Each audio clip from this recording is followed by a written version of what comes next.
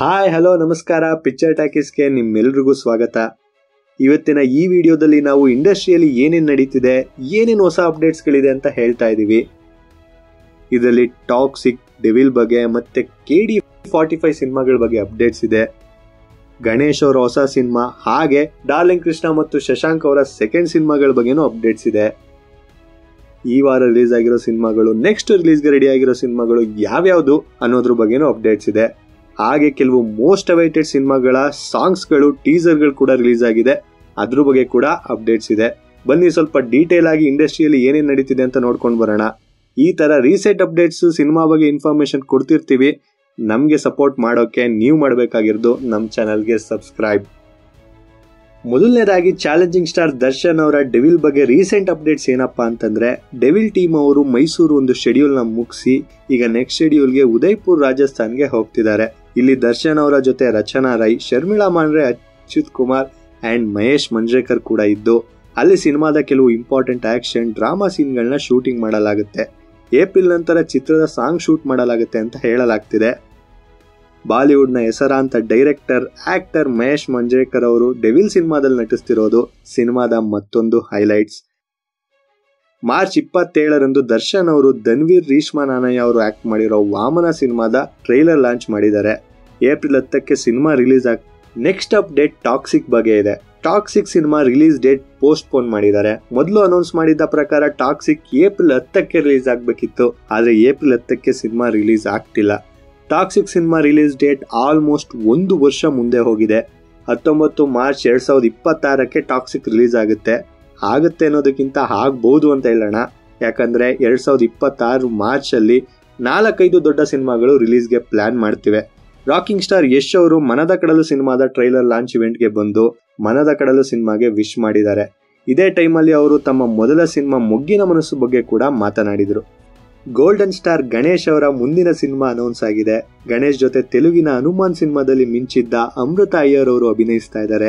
ಗಣೇಶ್ ಅವರ ಮುಂದಿನ ಚಿತ್ರದ ನಿರ್ದೇಶನ ಮಾಡ್ತಿರೋದು ಅರಸು ಅಂತಾರೆ. 10 ವರ್ಷಗಳ ನಂತರ ಅರಸು ಅಂತಾರೆ ಅವರು ತಮ್ಮ 2ನೇ ಸಿನಿಮಾ ಡೈರೆಕ್ಟ್ ಮಾಡ್ತಿದ್ದಾರೆ. ಏಪ್ರಿಲ್ 6ಕ್ಕೆ ಮುಹೂರ್ತ ಮಾಡಿ ಏಪ್ರಿಲ್ 7ರಿಂದ ಚಿತ್ರದ ಶೂಟಿಂಗ್ ಶುರು ಆಗುತ್ತೆ.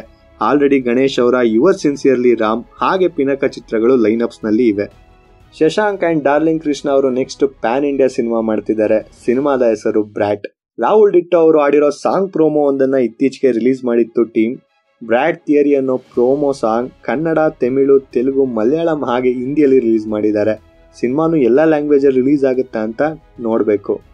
6-5 = 2 ದಿಯಾ ಸಿನಿಮಾಗಳನ್ನ ನಿರ್ದೇಶನ ಮಾಡಿದ್ದ KS ಅಶೋಕ್ ಅವರು ಮತ್ತೆ ಪೃಥ್ವಿ ಅಂಬರ್ ಮತ್ತೆ ದೀಕ್ಷಿತ್ ಶೆಟ್ಟಿ ಜೊತೆ ಒಂದು ಸಿನಿಮಾ ಮಾಡ್ತಿದ್ದಾರೆ. ದಿಯಾ ಸಿನಿಮಾದಲ್ಲಿ ಪೃಥ್ವಿ ಅಂಬರ್ ಅಂಡ್ ದೀಕ್ಷಿತ್ ಶೆಟ್ಟಿ ಜೊತೆ ಖುಷಿ ರವಿ ಅವರು ಕಾಣಿಸ್ಕೊಂಡಿದ್ರು. ಒಳ್ಳೆ ಇಂಟ್ರೆಸ್ಟಿಂಗ್ ಸಿನಿಮಾ ಮಾಡೋ KS ಅಶೋಕ್ ಅವರಿಂದ ಮತ್ತೊಂದು ಒಳ್ಳೆ ಸಿನಿಮಾ ಬರ್ಲಿ. ಇತ್ತೀಚೆಗೆ ಮಲಯಾಳಂನಲ್ಲಿ ಹೆಚ್ಚು ಸೌಂಡ್ ಮಾಡಿದ ಸಿನಿಮಾ ಅಂದ್ರೆ ಮಾರ್ಕೋ. ಸಿಕ್ಕಾಪಟ್ಟೆ ವೈಲೆಂಟ್ ಸಿನಿಮಾ ಅಂತೆಲ್ಲ ಹೇಳಿದ್ರು. ಆ ಸಿನಿಮಾದ ನಿರ್ದೇಶಕ ಹನೀಫ್ ಅದೇನಿ ಜೊತೆ ಜೈದ್ ಖಾನ್ ಅವರು ಮುಂದಿನ ಸಿನಿಮಾ ಮಾಡ್ತಾರೆ ಅನ್ನೋ ಸುದ್ದಿ ಇದೆ. ಹನೀಫ್ ಅದೇನಿ ಅವರು ಈಗ ಹಿಂದಿಯಲ್ಲಿ ಬ್ಯುಸಿ ಆಗಿದ್ದಾರೆ. ಅದು ಆದ್ಮೇಲೆ ನಮ್ಮ ಪ್ರಾಜೆಕ್ಟ್ ಆಗ್ಬಹುದು ಅಂತ ಜೈದ್ ಖಾನ್ ಹೇಳಿದ್ದಾರೆ.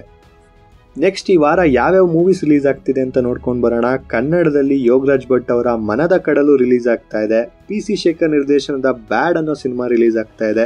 ಮೈಲಾಪುರ ಅನ್ನೋ ಸಿನಿಮಾ ರಿಲೀಸ್ ಆಗ್ತಿದೆ. ಪನೀಶ್ ಭಾರದ್ವಾಜ್ ಈ ಸಿನಿಮಾದ ಡೈರೆಕ್ಟರ್. ಇದು ಕರೋನಾಗೆ ಮುಂಚೆನೆ ರಿಲೀಸ್ ಆಗಬೇಕಿತ್ತು. ಸಿನಿಮಾದ ಟೀಸರ್ 3 ವರ್ಷ ಹಿಂದೆನೆ ರಿಲೀಸ್ ಆಗಿದೆ.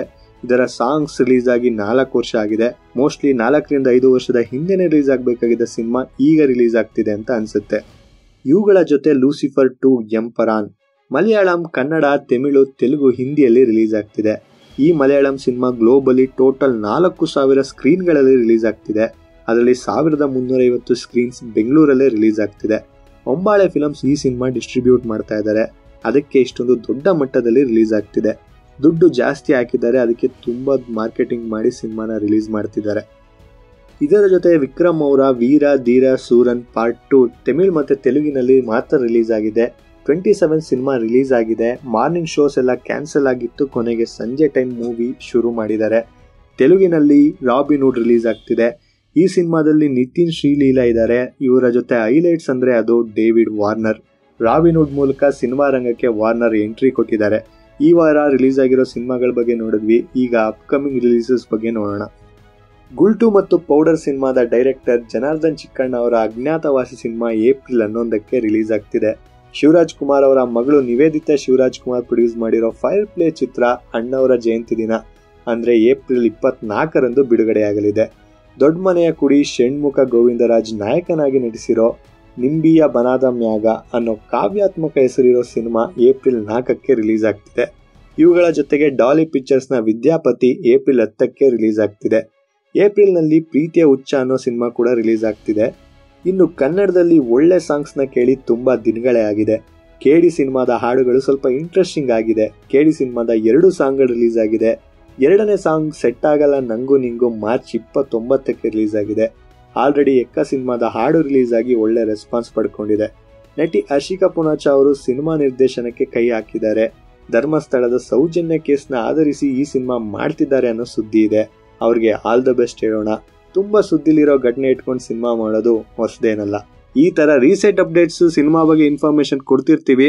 ನಮ್ಗೆ ಸಪೋರ್ಟ್ ಮಾಡೋಕೆ ನೀವು ಮಾಡಬೇಕಾಗಿರೋದು ನಮ್ಮ ಚಾನಲ್ಗೆ ಸಬ್ಸ್ಕ್ರೈಬ್.